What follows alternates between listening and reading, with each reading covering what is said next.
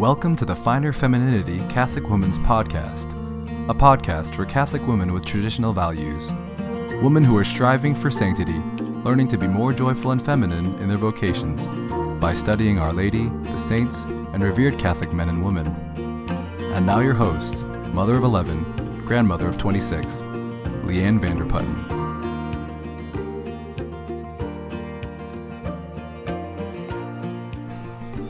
This is a lovely excerpt from the book Helps to Happiness by Father Carr, CSSR, written in 1962.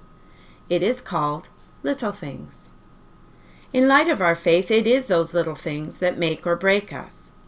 The little things we do, the habits slowly built through repetition and discipline, that build the monuments of character and virtue in our souls. And then it is the little things that we don't do and should, that eventually cause a breaking down of the faith. So let's take a listen to Father Carr in this excerpt called Little Things. I heard you speak of little things. There are no little things. You needn't raise your eyebrows. I mean it. Let me explain. There are no absolutely little things. Once a thing, no matter what, has come to be at all, it is a great thing. Other things may be comparatively bigger and dwarf it, but the mere fact of its breaking into the realm of being at all makes the tiniest thing gigantic. In the physical world about us, this comparative smallness of little things is clearly seen. Beside an elephant, a mouse is almost microscopic. Beside an ant, that same mouse is almost elephantine in its proportions. A hedgehog is a horrific colossus in the eyes of a beetle. In the eyes of a midge, that same beetle is a devouring giant, and so on. And, of course, without the so-called little things, you can't have big things, which, in one way or another, are made up of them. Without atoms, you can't have Alps. Without drops of water, you can't have seas. Without grains of sand, there are no beaches. Take the blades of grass away, and you have no meadows. Without inches, there are no miles. Without minutes, there are no hours. And I think we all agree that without pennies, we shall have no pounds. And so on. Little things are only relatively so, and they play an essential part in the very existence of what is big. But let us leave all this and recall what is more important. The so-called littleness of things in other orders of being is likewise only relative. Here, too, little things can be responsible for much good and much evil. Take the saints. The written records of their lives will tell us what went into the making of their sanctity. Take a saint of our own days, Therese of Lisieux. Fortunately, she lets us into many of her secrets. What tiny things, so often unseen by a neighbor's eyes, went to the fashioning of her holiness. We read of little acts of self-denial, of little unkind words left unsaid, of little looks of curiosity repressed, of little angry feelings held in leash, of little slights and contradictions swallowed. All so very little, yet issuing in that heroic self-mastery which is one of the essential elements of our canonized sainthood. Then what little things were those acts of trust and love, those repeated glances at God present in her soul, those frequent checkings of the good intention in all she did? Yet all these formed the spirit of prayer within her, and an almost unbroken union with God, and resulted in that other element of holiness in the saints that makes us wonder if they were really molded of the same poor clay as we are. Ask the artist, the painter, the sculptor, how little things can affect his art. He will tell you what a little added stroke of the chisel or the brush can mean to the features on the canvas or the molded marble. Those little delicate touches may lift his work from mediocrity to a masterpiece.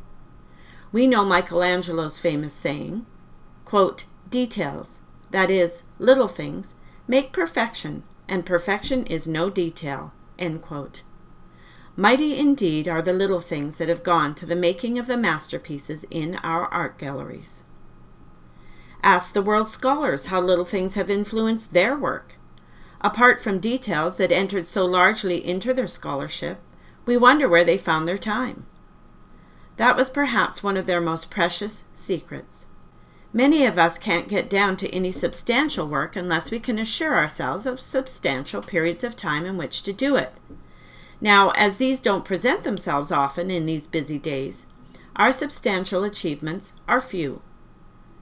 Great scholars knew the value of little periods of time.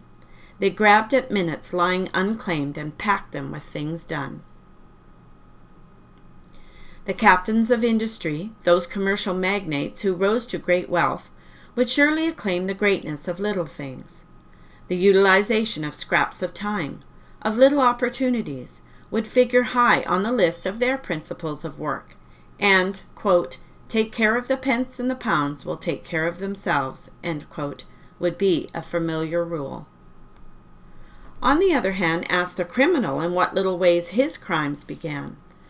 The practiced thief, for instance, would recount the pilfering of those pennies, those sixpences, those shillings, until the little thefts inured him to thieving and equipped him with the ingenuity and daring needed for those robberies that hit the headlines of our dailies.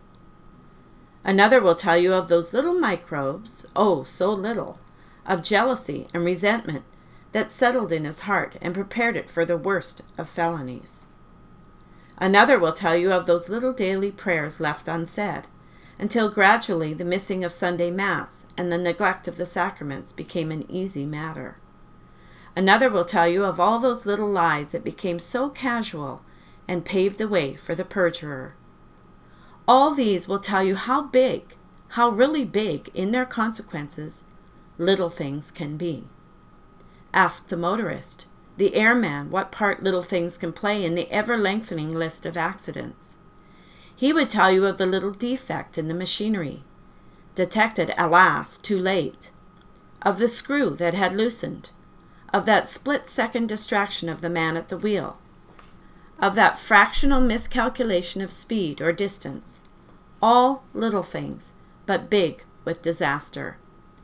It will be the same in minor matters. A typewriter, an electric razor, a lift goes on a lightning strike and refuses to function. And meantime the humble pen is sought. Cold steel has to be faced. Flights of stairs have to be footed. And all because a little thing, a simple little thing, went wrong. Let us renew our respect for what we so often refer to with a slighting shrug as only a little thing. Some little things are fraught with possibilities of good. Treasure the least of them. Others with the possibilities of evil. Beware of the smallest of them. In both cases, the littleness is merely relative. So, if I say that little things don't exist, keep your eyebrows down. Thank you for joining us today. Please stop by the Finer Femininity website to enjoy articles on the single life, the married life, raising children, and the spiritual life, all written by solid Catholic authors. You can follow Finer Femininity on Facebook, Instagram, and Pinterest. God bless you, and see you next episode.